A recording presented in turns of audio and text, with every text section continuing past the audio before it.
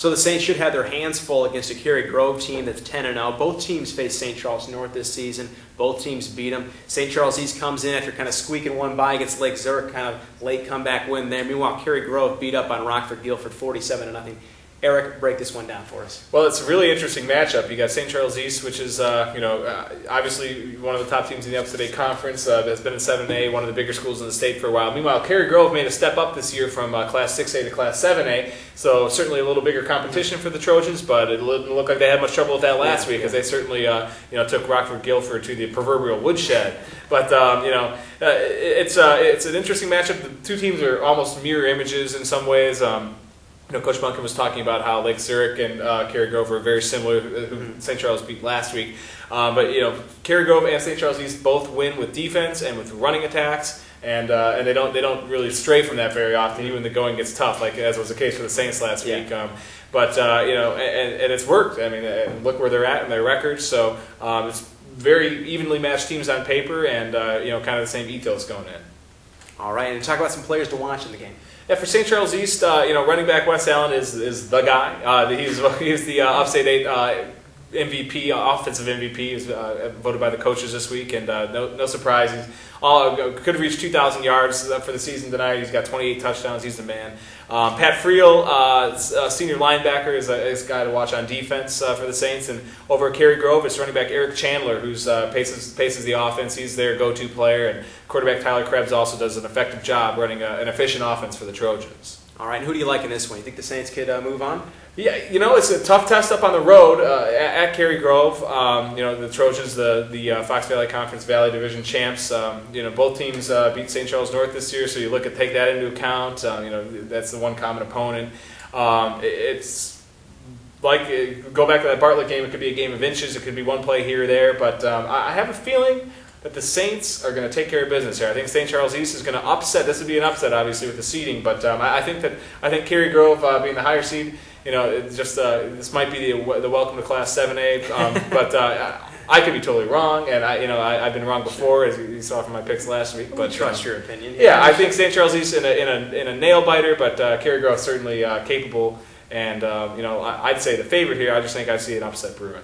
All right. Then moving on into Class 6A, Huntley will be traveling to take on Grant. Huntley comes in after setting some records last week. They knocked off Batavia 70-63 in a game with the second most points in state history, and Huntley set the all-time record in state history for rushing yards in a game, over 700.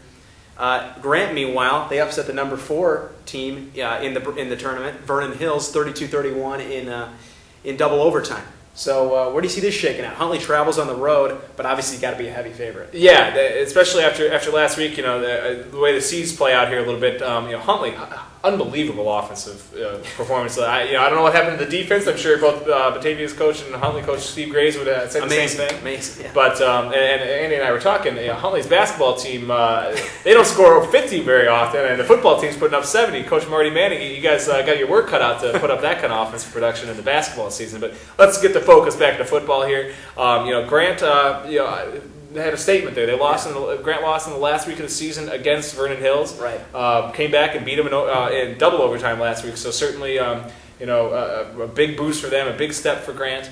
Huntley here, they got to try to find a way to get the defense back working. Right. The ground game's been there all year, and nobody's pretty much been able to stop that this season. But you don't want to get in that kind of a shootout every week. Right. And talk about some players to watch. I mean, I know you got some on the Huntley side. Yeah, well, the one guy for Huntley who really stands out is running back linebacker Jordan Newkirk. That senior has been the heart and soul of that team, but they've got a number of other players, a number of juniors like Brett Kleckner and quarterback Brandon Luzak who have stepped up. So they've got it's spread around, but Newkirk's kind of the centerpiece. And over at Grant, quarterback Justin Kochfair is a key player. He kind of runs the offense, obviously, at quarterback, and does a pretty effective job. All right. And who do you like in this one? Think Huntley moves on? I like the Red Raiders. I'm taking Huntley here. Improved to 10-1. That last week win really impressed me. I was a little surprised that they got Batavia, and even though they're going on the road here, I think that the Red Raiders keep the season alive and keep the push in Class 6A. All right. Then in Class 4A, Genoa-Kingston will be traveling to take on Richmond Burton. Genoa-Kingston, nice comeback win last week over Hampshire, 38-34. Meanwhile, Richmond Burton, they upset Reed Custer, number 3 seed in Class 4A, 35-24.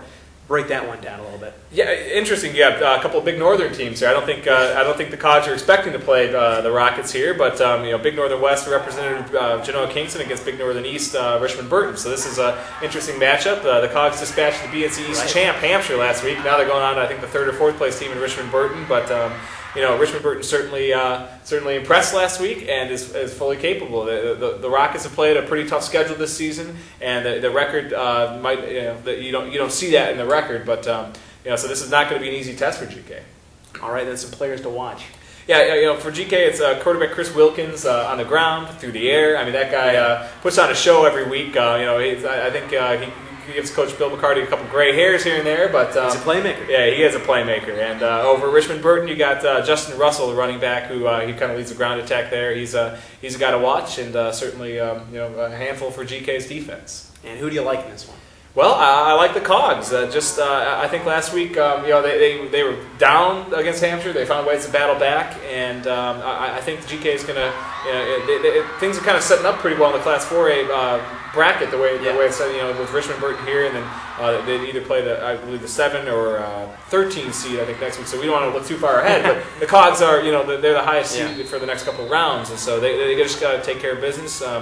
You never want to overlook a team in the playoffs because obviously Richmond-Burton's here for a reason. Sure. But GK, I think, should be able to go on the road and take care of business here. I must look like a total homer here. I went with all the 4 local teams, and I'm pretty sure last week I did not have a perfect record. So, got to go with what you feel, though. Exactly. It's gut feeling here, but, I expect all 4 games to be very good contests. So. All right, there you go. Sounds like it's going to be a very exciting week of football. Of course, the playoffs. What else do you expect? Be sure to check out the Courier News on Friday for more information, some in-depth previews on all the games, as well as some features. And then on Saturday, be sure to look for the results, I guess I should say, as well as Sunday's paper for those 2 Saturday games. St. Charles East and Genoa-Kingston are playing on Saturday, so look for the results on Sunday for those 2 games. And also the All Around E-Town blog all weekend and throughout the week. We'll have updated information on there. Probably get some live updates on Friday night if you can't make it out to a game. Chris Plummer always does a nice job of keeping you posted on everything going on in the high school football world and beyond. Maybe sometimes. A little Blackhawks. Yeah, exactly. If the Hawks are hitting the ice on Friday night, or even if they aren't, I'm sure he'll drop a line or 2. So always doing a good job back in the command center.